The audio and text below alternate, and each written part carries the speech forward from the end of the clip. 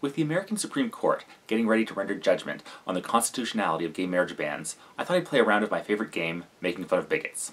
You need some quick rebuttals that show how same-sex marriage doesn't work. Keep watching because we're going to help you fight back. Our only goal is to defend the sacred institution of marriage and the family and protect the treasures of Christian civilization.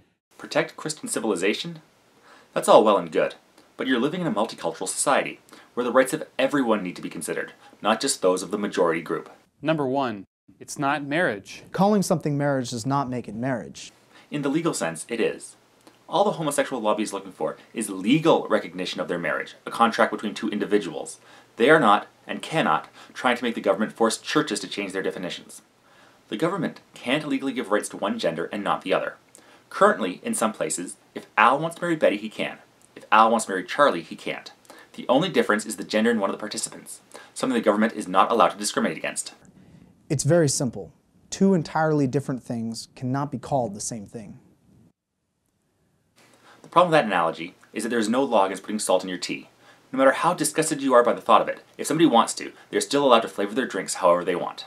Number two, it violates natural law. Marriage is not just any relationship between two people. It's deeply rooted in human nature itself, which is governed by natural law. Now, natural law's most basic precept is this: to do what's good and avoid what's evil. By reason, we know what is morally good or bad. Thus, we understand the purpose of our actions. What is so evil about two people of the same gender receiving the governmental benefits of marriage? How is it morally good or bad? Morality is just a personal principle. The question to be asked is it legitimately permissible to deny rights to a group because of your moral precepts? In marriage, the procreative act of husband and wife has a primary purpose, procreation. To intentionally circumvent that purpose violates natural law and the objective norm of morality. Just about everything we do violates natural law.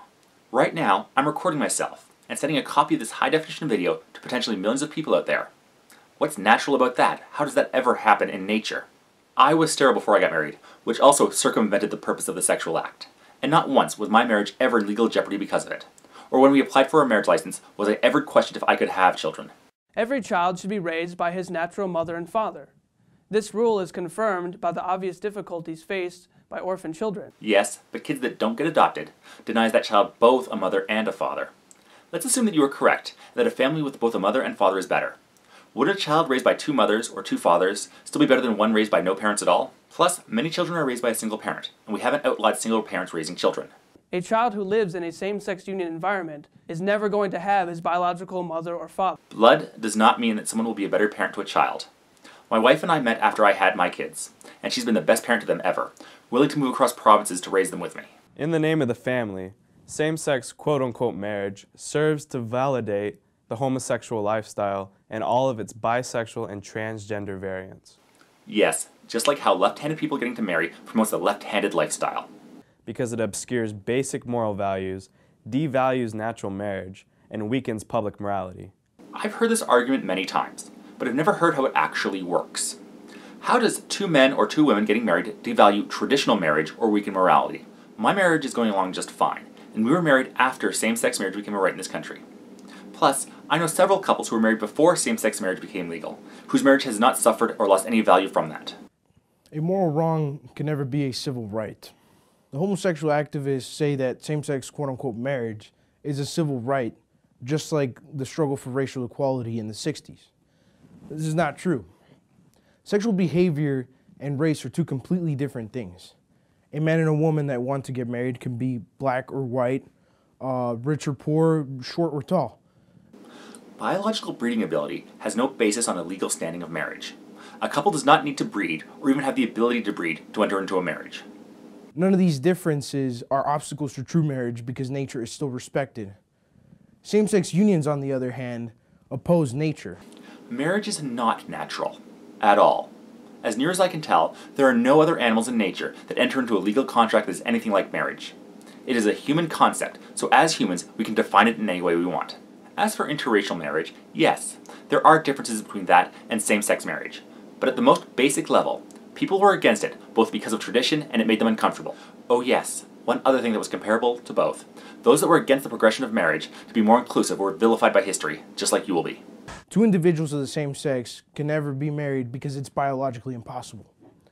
It is not biologically impossible for two people to get married, because marriage is not a biological process, but a legal one. Homosexual unions are 100% sterile. A man and a woman that get married are naturally able to have children and form a family. But homosexual unions, on the other hand, are 100% sterile.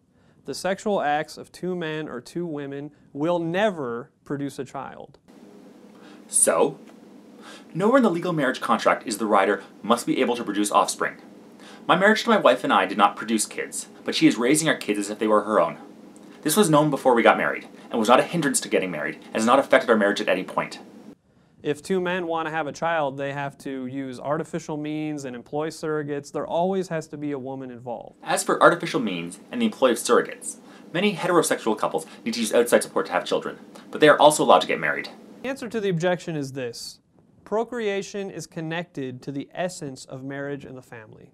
Please, show me the other animals in nature that need to get married so they can produce offspring. It defeats the state's purpose of benefiting marriage. One of the reasons why the state gives benefits to true marriage is this. By nature and by design, marriage provides children with the normal conditions for a stable, beneficial, affectionate, and moral atmosphere. Again, they seem to be saying that the point of having a marriage is to have kids. You don't need one for the other. You don't need a marriage to have kids, and you don't need kids to have a marriage. My marriage did not produce children, and I produced children without being in a marriage. This helps perpetuate the nation and strengthen society. Homosexual unions don't provide that. Their primary purpose, objectively speaking, is the personal gratification of two individuals. It does not matter what the primary purpose of a couple's marriage is, either to raise a family or just for two people who want to dedicate their lives to each other. If rights are available to some, they should be available to all. By legalizing same-sex marriage, the state becomes its official promoter. In every situation where marriage affects society, the state will expect good people, like you, to betray your conscience, to betray the natural order, and to betray Christian morality. No, it imposes the government to allow a contract to be taken up between people without regard to the gender of either party. That's it. And since gender should not be a consideration in the government's treatment of people, then it cannot refuse a government benefit, in this case marriage, on that basis. You don't need to accept them. You can still hate gay people as much as you want to. You don't have to worry. No one's going to take that away from you. It will just make it harder to convince other people to hate them as much as you do, since they will see that the scary boogeyman of gay marriage does not harm society like you and your ilk said it would. This new type of persecution is already hitting bakers, photographers, and flower shops that choose not to serve same-sex quote-unquote weddings. If you want to provide a service as a business, you are required to provide that service to everybody. In Massachusetts, the father of a 6-year-old boy was arrested and put in jail. Why? Because he objected to the pro-homosexual curriculum being taught in his son's school. David Parker was arrested for trespassing when he wouldn't leave the Eastbrook Elementary School in April of 2005. He could have left at any time, and he had a whopping $40 bail bill that had to be paid, but instead made the police hold him overnight. He was simply grandstanding to act like a martyr for his inability to let others be given the same rights he has. Today, the sexual revolution is telling people to accept unnatural vice.